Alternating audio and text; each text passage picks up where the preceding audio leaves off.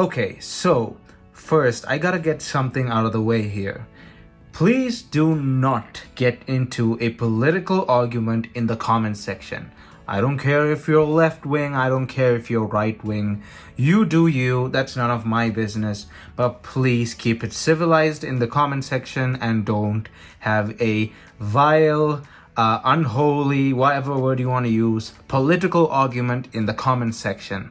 This is just discussing technology. We are not gonna get into politics on this. This is in no form or another supporting Biden, supporting Trump, supporting this guy, supporting that guy. No, we're just discussing a phone, as we always do on this channel, because this is a tech channel that discusses phones, iPods, laptops, stuff like that. So please, if you want to have a horrible argument, take it elsewhere. This is not the place to do that. This is for just covering tech, and what we are going to cover today, now that that's out of the way, is the new Freedom phone. I just got wind of this like 10 minutes, well not 10 minutes, about 20-30 minutes ago, and I've been doing my research ever since I got it. I kind of stopped all my work and I got into researching as to what this is, and it's just come up. So it is being promoted just as of now. It's been in development for a while. Like, as you can see, the article March 15, 2021. We are now in July, but now only is it really starting to push off. So what is Freedom Phone? Freedom Phone is basically a phone created by this guy, Erik Finman. So Erik Finman is actually younger than me as well. He's like 22. He's the world's first Bitcoin millionaire. So he's a genius.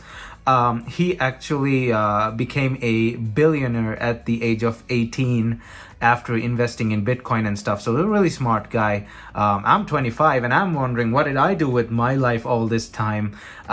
These kids younger than me are doing much better than me. So that's kind of a wake-up call for for me. But so this guy, really smart guy, and he thought, he should start a phone company that promotes freedom of speech. Now, whether you're left wing or right wing, you should always agree freedom of speech is important. Now, I'm not going to get into the specifics of freedom of speech. There's just so much to cover. I just like freedom of speech, and I like the right to repair, I like freedom of speech. I just like having control over stuff that I own. For example, my devices. Right to repair is another thing that I've supported in the past, as did Louis Rossmann and basically anyone. Even recently, the previous co-founder of Apple, Steve Wozniak, alongside Steve Jobs, who founded Apple, he also came out saying that he promotes the right to repair, which was a big point in favor of right to repair. And I'm, as a repair person myself, I support that wholeheartedly. So what is Freedom Phone exactly? So here's the website. You go to the website and there's an American flag and blah, blah, blah, blah, blah. It is basically a phone that is not controlled by Google or Apple. It runs a form of Android, but it's still not run or controlled by Google. Now, how is that possible? Android is open source. So basically what that Erik guy did was he took the phone, changed Android so much that Google no longer has control over it, and he's selling it. And it's $500, $499 or $500. It's a phone, basically, it's Google, it's Android, but it's not controlled by Google. And it has its own store as well, ban-free, uncensorable app store. So apps that did get banned on the Play Store or the Apple App Store can actually come on this store and put their apps up for people who use this phone. Now, this thing is called Freedom OS, as you can see, a free speech first operating system. We developed the first mass marketable mobile phone operating system based on free speech. So I'm pretty sure they'll release this as open source as well, and we'll be able to install it on other Android phones as well, and I might do that.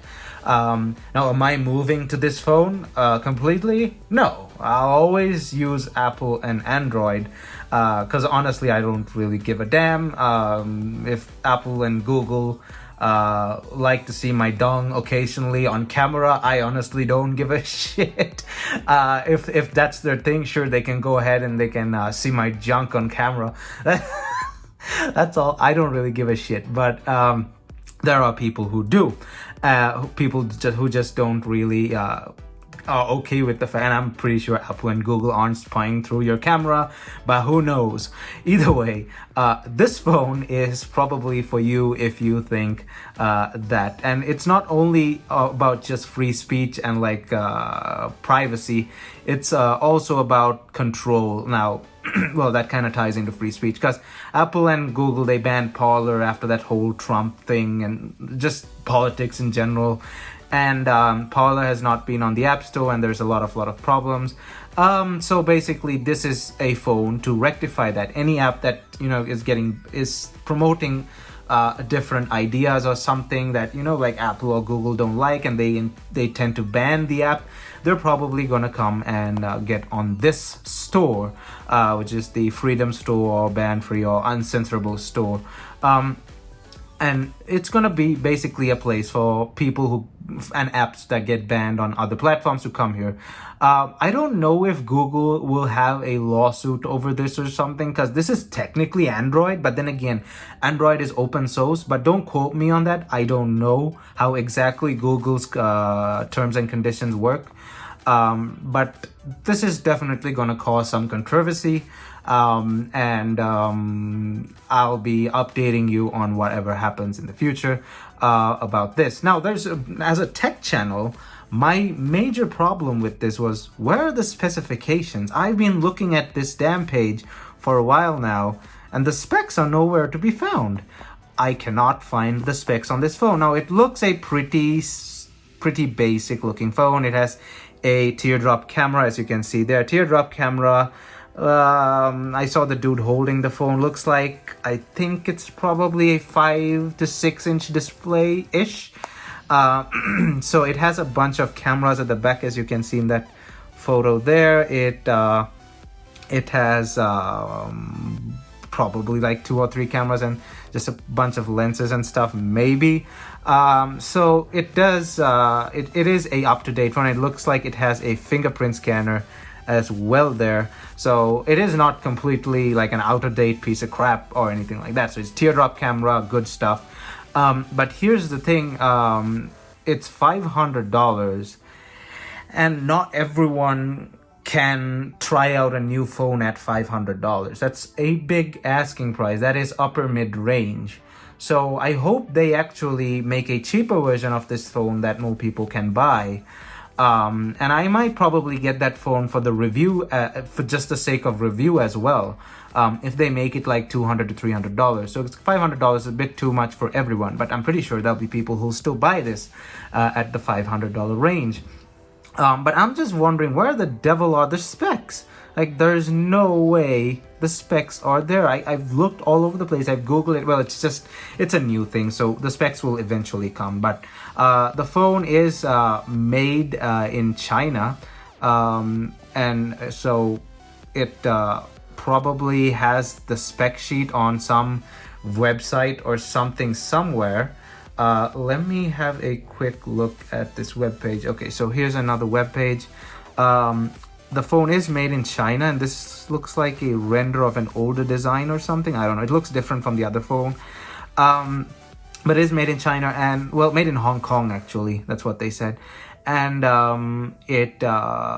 this is an older article, so it's still, yeah, it's March. So that was the older price. They thought it was $450, but it's actually $500. They probably ship it to the US, so that's probably how that Erik guy is handling things.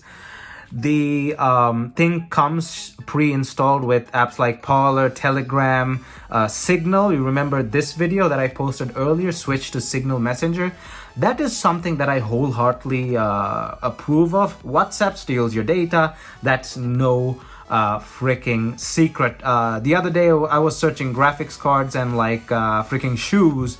Well, no, I was actually typing about a new pair of shoes that I wanted to a friend, and an identical pair of shoes showed up on Facebook's advertisement. So I'm like, oh boy, there you go. So Facebook and WhatsApp are definitely selling your data. That's not an argument. That is fact.